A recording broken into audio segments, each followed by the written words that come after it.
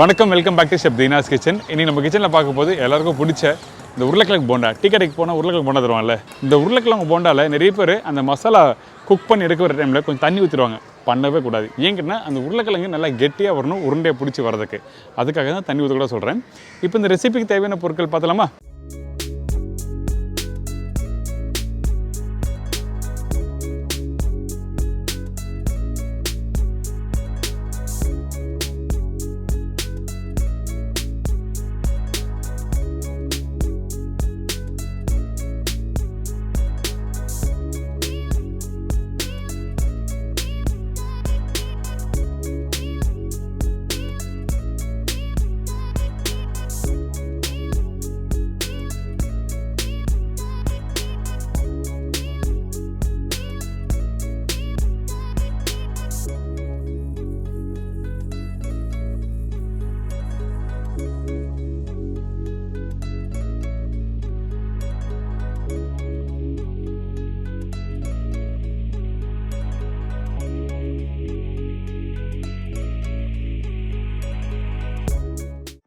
உருளைக்கிழங்கு போண்டாக்கு தேவையான பொருட்கள்: உருளைக்கிழங்கு 1/2 கிலோ, வெங்காயம் 1 நம்பர், பச்சை மிளகாய் 1 நம்பர், இஞ்சி பூண்டு பேஸ்ட் 1 டேபிள் ஸ்பூன், கடலை மாவு 1 கப்பு, அரிசி மாவு 1/2 கப்பு, மஞ்சத்தூள் 1/2 teaspoon, Kashmiri chilli powder 1 tablespoon, தனியா powder 1/2 tablespoon, cooking soda 1/4 teaspoon, சோம்பு தாளிப்புக்கு தேவையான அளவு, கடுகு தாளிப்புக்கு தேவையான அளவு, கருவேப்பிலை சிறிதளவு, கொத்தமல்லி தேவையான அளவு, உப்பு தேவைக்கேற்ற, ஆயில் குக் பண்ணுறதுக்கு தேவையான அளவு. இதுதாங்க இந்த ப்ரிப்பரேஷன் தேவையான பொருட்கள். இந்த உருளைக்கிழங்கு போண்டா பண்ணுறதுக்கு ஃபஸ்ட்டு அந்த உருளைக்கிழங்கை எப்படி ரெடி பண்ணுறது, அதாவது உருளைக்கிழங்கு மசாலாவை எப்படி கெட்டியாக ரெடி பண்ணுறது ஃபஸ்ட்டு பார்க்க போகிறோம். அதனால் இந்த எண்ணெய் கடாயில் கொஞ்சமாக எண்ணெய் ஊற்றிருக்கேன். அந்த எண்ணெய் சூடான பிறகு கடுகு போடுங்க. கடுகு நல்லா பொரிஞ்சு வரட்டும். அதுக்கு பிறகு தான் சோம்பு போடணும். கடுகு புரியாமல் சோம்பு போடக்கூடாது, சரிங்களா? இப்போ காரத்துக்காக பச்சை மிளகாய் போட்டிருக்கேன். அதுக்கு பிறகு பச்சை கருவேப்பிலை, பொடிசாக கட் பண்ணி வச்சுருக்கேன். இந்த வெங்காயம் ரொம்ப பொடிசாக கட் பண்ண வேண்டியதில்லை, ரஃப்பாக கட் பண்ணிட்டு இந்த மாதிரி வதக்க ஆரம்பிங்க. இந்த வெங்காயம் வதங்குற பக்கம் ரொம்ப இம்பார்ட்டன்ட் இந்த உருளைக்கிழங்கு போண்டா மசாலாக்கு. இந்த வெங்காயம் பார்த்தீங்கன்னா ஒரு 50% அளவுக்கு வதங்கினா மட்டுமே போதும். அதுக்கு பிறகு இஞ்சி பூண்டு பேஸ்ட் போடுங்க. இஞ்சி பூண்டு பேஸ்ட் அதிகமான குவான்டிட்டி வேணால் 1/2 டீஸ்பூன் அளவுக்கு போட்டால் மட்டும் போதும்.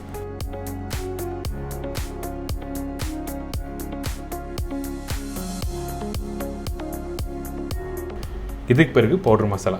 இந்த பவுடர் மசாலா நான் சொன்ன குவான்டிட்டி என்ன கேட்டிங்கன்னா 1/2 டீஸ்பூன் மஞ்சள் தூள் சொல்லியிருப்பேன். அதில் 1/4 டீஸ்பூன் இங்கே, மீதி 1/4 டீஸ்பூன் அந்த மாவு கரைக்கிறதுக்காக யூஸ் பண்ணியிருப்போம். அதே மாதிரி தான் 1 டேபிள் ஸ்பூன் காஷ்மீர் சில்லி பவுடரில் 1/2 டேபிள் ஸ்பூன் இங்கே யூஸ் பண்ணியிருக்கேன். மீதி 1/2 டேபிள் ஸ்பூன் மாவு கரைக்கிறதுக்கு.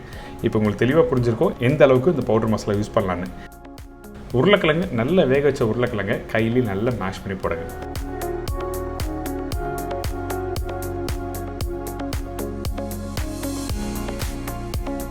இதுக்கு பிறகு உப்பு தேவையான அளவு, கொஞ்சம் கொத்தமல்லி போட்டு நல்லா மிக்ஸ் பண்ணுறோம்.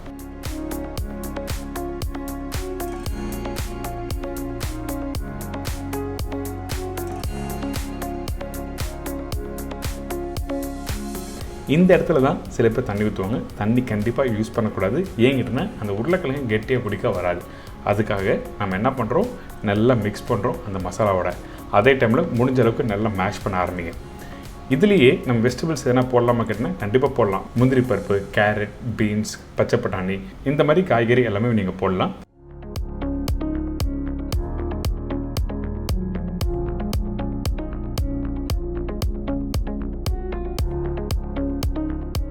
இப்போ பார்த்தீங்களா அந்த உருளைக்கிழங்கு நல்லா கெட்டியாக வந்துருச்சா?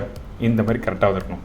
ரொம்ப பெரிய பெரிய கிழங்காக இருந்தாலும் சாப்பிடும்போது நல்லா இருக்காது. அதுக்காக தான் முடிஞ்ச அளவுக்கு மேஷ் பண்ணுறோம். இப்போது ரெடியான அந்த உருளைக்கிழங்கை கொஞ்சம் சூடாக ஆறின பிறகு நம்ம என்ன பண்ணுறோம், கரெக்டான சைஸில் நம்ம ரவுண்டாக பிடிக்கிறோம். உங்களுக்கு என்ன சைஸ் வேணுமோ அந்தளவுக்கு நீங்கள் ரவுண்டாக பிடிச்சிக்கலாம். அடுத்தது போண்டா மாவு ரெடி பண்ண போகிறோம். அதுக்கு முன்னாடி நம்ம சேனலில் நிறைய பேர் வீடியோ பார்த்து வீட்டில் ட்ரை பண்ணுற சொல்கிறாங்க. இதுலேயும் இன்னும் கொஞ்சம் டவுட் எதுனா இருந்ததுன்னா நீங்கள் நேராக கூகுள் போங்க. கூகுளில் போய்ட்டு www.chefdeenacooks.com டைப் பண்ணுங்கள். என்னோடய வெப்சைட் ஓப்பன் ஆகும். உங்களுக்கு தேவையான ரெசிபியை நீங்கள் டைப் பண்ணினா ஃபோட்டோ ப்ளஸ் எக்ஸ்ப்ளனேஷனும் உங்களுக்கு தெளிவாக கொடுத்துருப்பேன். இப்போ நம்ம என்ன பண்ணுறோம், கடலை மாவு 1 கப் போட்டிருக்கேன். உங்களுக்கு போண்டா மாவு எந்த அளவுக்கு ரெடி பண்ணுமோ அந்த அளவுக்கு நீங்கள் குவான்டிட்டி ரெடி பண்ணலாம். இந்த போண்டா மாவு ரெடி பண்ணும்போது கவனமாக கவனிக்க வேண்டிய விஷயம் என்னன்னா, கடலை மாவு 1 கப் போடுறீங்கன்னா 1/2 கப் அளவுக்கு அரிசி மாவு போடணும். இதுதான் ரேஷியோ 2:1. இதுக்கு பிறகு மீதி உள்ள மஞ்சத்தூள், சில்லி பவுடர், உப்பு, இஞ்சி பூண்டு பேஸ்ட் இது எல்லாத்தையும் ஒன்றா போடுறோம்.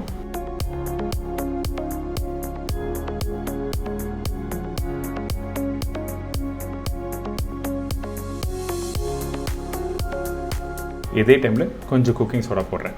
இந்த குக்கிங் சோடா எதுக்காக போடணும்னா அந்த மாவு வந்து கரெக்டாக கொஞ்சம் சாஃப்ட்னஸ் கொடுக்கும். அதே டைமில் நல்லா ஃப்ளஃபியாக வரும். உங்களுக்கு குக்கிங் சோடா வேண்டாம்னா நீங்கள் விட்டுடலாம்.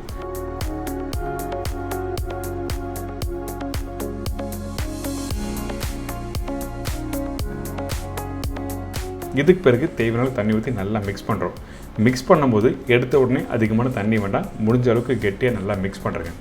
ஏன் கேட்டினா அதிகமான தண்ணி ஊற்றினா நல்லா மிக்ஸ் பண்ணுறதுக்கு டைம் எடுக்கும், அங்கங்கே சின்ன சின்ன கெட்டியாக இருக்கும். அதுக்காக தான் இந்த மாதிரி நல்லா கெட்டியாக மிக்ஸ் பண்ணிட்டு திருப்பி தண்ணி ஊற்றி கரெக்டான டெக்ஸ்சரில் இந்த மாதிரி எடுத்துருங்க. மாவை எடுத்து நீங்கள் கையில் விட்டிங்கன்னா இந்த மாதிரி தண்ணியாக வரணும், அப்போ தான் உங்களுக்கு கரெக்டாக இருக்கும். ரொம்ப கெட்டியாக இருந்தாலும் அந்த போண்டா ஃப்ரை பண்ணி முடித்த பிறகு மேல் லேயர் திக்காக இருக்கும், சில பேருக்கு பிடிக்காது. அதுக்காக தான் முடிஞ்ச அளவுக்கு கரெக்டான டெக்ஸ்சரில் எடுத்துருக்கணும். இப்போது ரெடியான உருளைக்கிழங்கை இந்த பேட்டரில் டிப் பண்ணிட்டு அதுக்கப்புறம் ஃப்ரை பண்ண ஆரம்பிக்கிறோம்.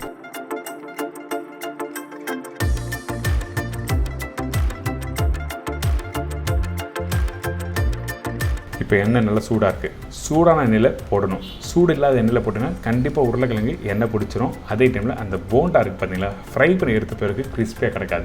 இது ஞாபகத்தில் வச்சுட்டு ஃப்ரை பண்ணுங்கள். எப்போவுமே உருளைக்கிழங்கு யூஸ் பண்ணி ஃப்ரை பண்ணுற ப்ரிப்பரேஷனுக்கு வந்து கண்டிப்பாக எண்ணெய் சூடாக இருக்கணும். அதுவும் இந்த கடலை மாவு, அரிசி மாவு எங்கெல்லாம் யூஸ் பண்ணுறோமோ கண்டிப்பாக நல்லா ஹை ஃப்ளேம் வச்சு தான் போடணும். சரிங்களா?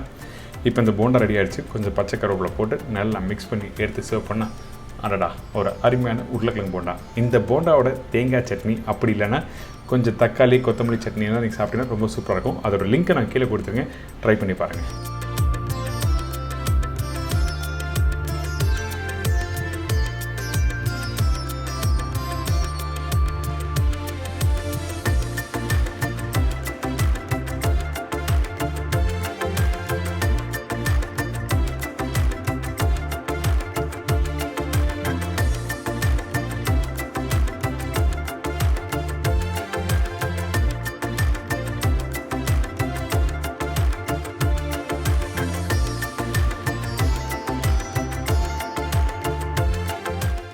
வீட்டில் யாராவது கெஸ்ட் வந்தால் அந்த டைமில் நம்மளோட சவுத் இந்தியன் அதாவது ஸ்ட்ரீட் ஃபுட் இருப்பதுங்க, டீ கடை ஸ்நாக்ஸு, இந்த மாதிரி ஸ்நாக்ஸ் பண்ணி கொடுத்தோன்னா அவங்களுக்கு ரொம்ப திருப்தியாக இருக்கும். ஐயோ இது சின்ன வயசில் சாப்பிட்ட ஸ்நாக்ஸ் ஆச்சு, ரொம்ப சூப்பராக இருக்குது அப்படி சொல்லிட்டு இன்றைக்கி கொடுத்துருக்கீங்களே அப்படி சொல்லிட்டு எல்லாரும் பயங்கர ஹாப்பியோட சாப்பிடுவாங்க. இதே மாதிரி நாளைக்கு இன்னொரு இன்ட்ரெஸ்டிங் ரெசிபி சந்திக்கிறேன். நன்றி, வணக்கம், see you, bye bye, take care.